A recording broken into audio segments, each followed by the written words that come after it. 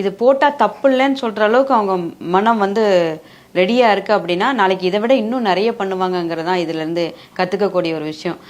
இன்னும் இந்த விஷயத்தை வச்சு நம்ம சோசியல் மீடியாலயோ இல்ல பொதுமக்களுக்கோ இல்ல நம்ம இந்த நாட்டு மக்களுக்கு என்ன சொல்ல விரும்புறோம்னா, நீங்க வந்து எங்களுக்கு எங்களுக்கு வந்து அதாவது இது எப்படி சொல்றதுன்னு தெரியலம்மா, கூட்டி கொடுத்து சம்பாரிச்சிட்டு இருந்த காலம் போய் இன்னைக்கு வந்து கணவன் மனைவி வந்து இப்படி டைரக்டா இறங்கி வேலை பார்க்குற அளவுக்கு வந்துட்டாங்க.